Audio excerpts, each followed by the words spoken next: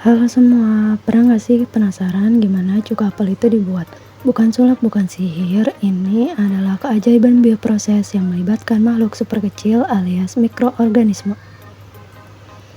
Kali ini kita akan coba bikin buat cuka apel sendiri di rumah pakai alat dan bahan sederhana. Dan yang paling seru, kita bakal lihat informatika bantu kita mahamin proses biologisnya dengan lebih jelas.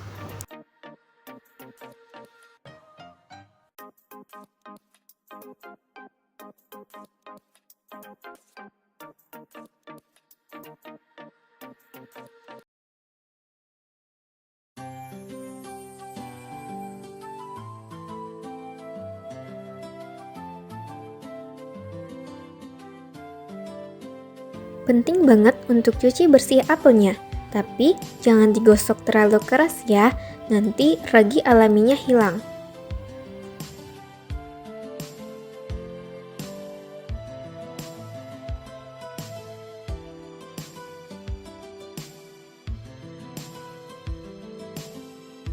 Setelah apel bersih, kita akan potong menjadi beberapa bagian.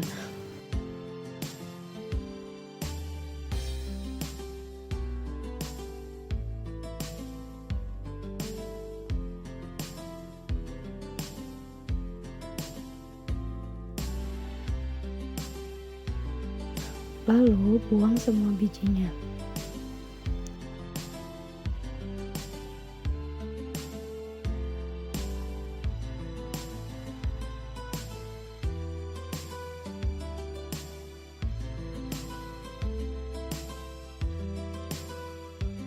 Kemudian potong kecil-kecil. Masukkan buah apel yang sudah dipotong kecil-kecil ke dalam stoples yang sudah bersih dan steril. Tambahkan sedikit gula kalau mau prosesnya lebih cepat.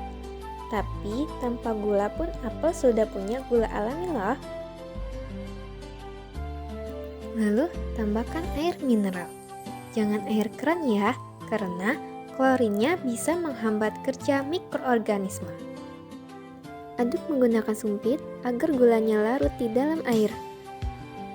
Tekan-tekan buah apelnya untuk memastikan buahnya terendam di air gula. Tahap terakhir yaitu tutup dengan kain bersih dan ikat dengan karet.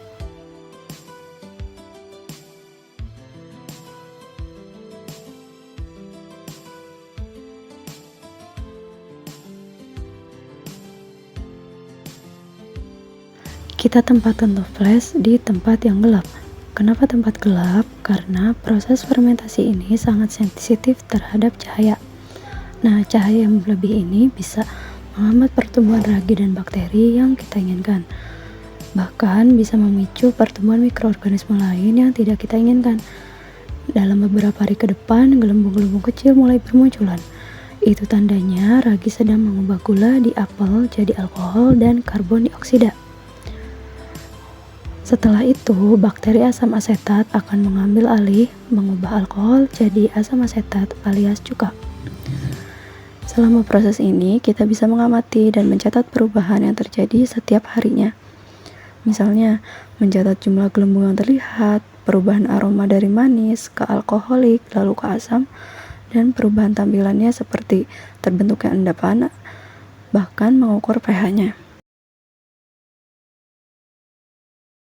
Nah, untuk data yang lebih akurat dan ilmiah, kita bisa memanfaatkan alat ukur sederhana layaknya di laboratorium. Yang pertama, pH meter. Ini penting banget karena pH menunjukkan tingkat keasaman cairan.